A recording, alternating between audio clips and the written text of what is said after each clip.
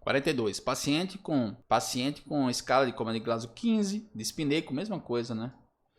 Estável, porém apresenta uma queda de saturação de 50%.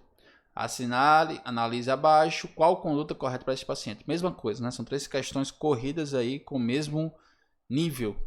Tá? Então ele pergunta aqui, né? Preparar material para aspiração, preparar AMBU, chamar o médico, reavaliar o sensor. Aqui eu tenho as respostas, né? Ele dá aqui a saturação de 50, você também tem que usar meio que eliminação, né? Mas fala que o paciente está estável. O paciente com a saturação de 50 está estável, é complicado, né? Aí coloca aqui, apenas 2, tá? Apenas 1, 2, 3, apenas afirmativa 4, apenas afirmativa 1. Nesse caso aqui, como essa saturação ela não está condizente com o estado do paciente, o mais certo seria reavaliar o sensor. Tá? Primeiro você vai reavaliar o sensor, já que ele está estável, tranquilo, você vai reavaliar aquele sensor ali, ver colocar ele em outra posição e verificar se realmente aquela saturação está condizente. Então, letra D seria o nosso gabarito, próxima questão. 43. Dentro da CME existem algumas formas de esterilização de materiais. Assinalem qual delas se encaixa ao procedimento realizado pela autoclave. Então, autoclave também é uma pergunta direta. Nesse caso aqui é vapor saturado sob pressão. Então a autoclave, ela faz ali o procedimento de esterilização utilizando o vapor saturado sob pressão. Tá? Então letra B seria o nosso gabarito. Próxima questão. Sobre a esterilização, analise as afirmativas abaixo e dê valores verdadeiros e falsos. Então a gente vai falar sobre esterilização de novo. Primeira opção aqui, no processo realizado pela autoclave existe uma pressão externa que auxilia na destruição dos... Não tem nada externo não. A autoclave ali é uma pressão, sob pressão dentro, né, da autoclave, não tem nada a ver com externo. A esterilização com autoclave está indicada para todo material resistente ao calor úmido, como tecidos, aventais, campos cirúrgicos, campos fenestrados, materiais de borracha e de metal. Verdadeiro, depende do material.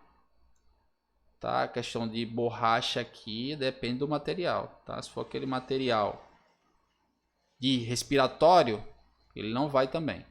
Esterilização pela autoclave é contraindicada para materiais termossensíveis, é isso aqui, ó, como catéteres e materiais de terapia respiratória. Correto. Verdadeiro. A estufa, apesar de estar em desuso, se enquadra na esterilização por calor úmido. Não. Falso. Então é falso, verdadeiro, verdadeiro, falso. Falso, falso, verdadeiro, verdadeiro, falso. Letra C é o nosso gabarito. Próxima questão. 45. A ocorrência dos acidentes de trabalho está ligada a várias causas, dificilmente a uma única. Por isso, utiliza habitualmente o método da árvore para avaliar a ocorrência. As causas dos acidentes frequentemente têm 3 componentes: organizacional, tecnológico e humano. Analisa afirmativas. Beleza, ele fala sobre a ocorrência de acidentes. Ele fala sobre o método das árvores de causas. Aí ele pergunta aqui sobre causas relacionadas ao componente humano. Não precisa você saber o que é método das árvores. Você tem que ligar aqui, ó. Ele já deu a resposta toda, né? Ele fala sobre componentes humanos. Então, o que é ligado ao humano? Fadiga devido à sobrecarga física e mental. É um fator humano? Parece ser. Envelhecimento, fator humano? Sim. Formação e treinamento suficiente é um fator humano? Sim. Problemas sociais? Fator humano também. Falta de organização, racionalização do tempo, destreza e atenção na realização dos procedimentos. Também é um fator humano. Agora essa questão aqui, essa aqui de formação e treinamento suficiente, poderia ser considerado um fator organizacional, tá? Poderia. Só que você for ver aqui nas questões e nas respostas, você não vai encontrar uma resposta que se encaixe. Então, nesse caso aqui, eu vou considerar que todas estão corretas. Então, letra B seria o nosso gabarito. Segundo os artigos semicríticos, então ele fala sobre esterilização ainda, assinala a alternativa correta. O que são semicríticos?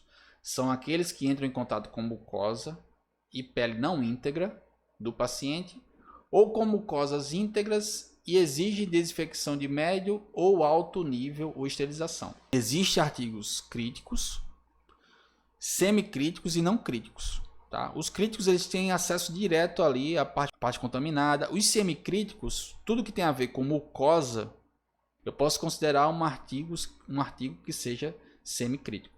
Na maioria das vezes, o semicrítico ele precisa só de desinfecção de médio ou alto nível e uma esterilização, né, seria o máximo. Tá? Mas desinfecção já supriria aí esse procedimento. No caso dos materiais críticos, uma desinfecção ele não pode ser feita. Tá? Teria que ser só esterilização. Então, os artigos são divididos nessas 3 classes já para você conseguir fazer esse tratamento dos materiais, tá? Principalmente de esterilização, uma desinfecção, o que seja. Essa letra A já parece correta. Vamos lá, o próximo. O risco potencial de transmissão de infecção é alto. É alto em mucosas? Porque as membranas apresentam certa resistência e não. Alguns deles não necessitam de desinfecção e outros desinfecção de nível intermediário. Desinfecção todos precisam, tá errado. Entram em contato com pele íntegra e superfícies. Risco de transmissão, não. Mucosas. Todos os semicríticos possuem alto risco de causar infecção. Também está errado. Então, letra A seria o nosso gabarito, né? São aqueles que entram em contato com mucosas e pele não íntegra do paciente ou com mucosas íntegras e exigem desinfecção de médio ou alto nível ou esterilização. Letra A seria o nosso gabarito. Próxima questão. 47. Referente à clínica cirúrgica, analise as afirmativas abaixo de valores verdadeiro ou falso. Então, mais uma, né? Então, vamos lá. Letra A. Manutenção do jejum de 6 a 12 horas antes da cirurgia.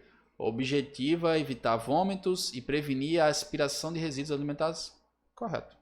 O medicamento pré-anestésico é prescrito pelo anestesista com o objetivo de reduzir a ansiedade do cliente, facilitar a indução anestésica e a manutenção da anestesia, bem como diminuir tanto a dose dos agentes anestésicos como secreções do trato respiratório. Sempre lembrando a necessidade de verificação da existência de alergia. Correto também. O período transoperatório compreende o momento da recepção do paciente no centro cirúrgico e o pré-operatório realizado na sala operatória. Não, né? Falso. No pós-operatório, as ações de enfermagem devem assegurar a integridade física do cliente, tanto pelas agressões do ato cirúrgico. No pós-operatório, está errado. Então, o que seria verdadeiro, verdadeiro, falso, falso, verdadeiro, verdadeiro, falso. Letra B seria o nosso gabarito. Próxima questão. 48. Em uma punção venosa pode ocorrer um garroteamento exagerado, causando o quê? Se eu garrotear muito? Hemostasia, hemorragia, hemólise, venóclise, hemoptíase. Então, correto aqui seria a hemólise. Então, a hemólise seria o nosso gabarito. Próxima questão. 50. Com relação à anestesia, a seleção alternativa correta. Na anestesia geral, administra-se o anestésico por via inalatória, correto?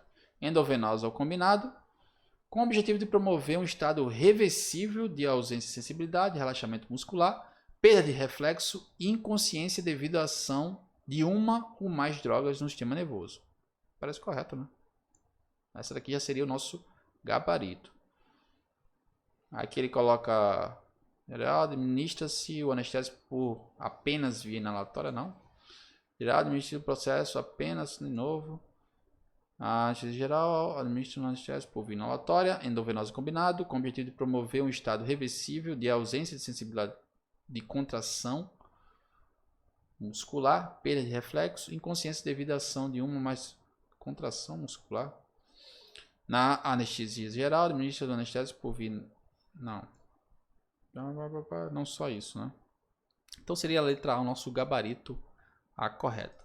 Então é isso, pessoal. Uma prova aqui para vocês da EBSER, tá? Nacional. É uma prova com poucas questões, espero que tenha ajudado vocês. Se vocês gostaram, dê um like, divulguem o canal, porque quem estuda não precisa evitar concorrência em divulgar um material desse tipo, tá? Então vocês vão estar ajudando tanto o canal, que eu faça outras provas dessa forma. Bons estudos, até a próxima prova.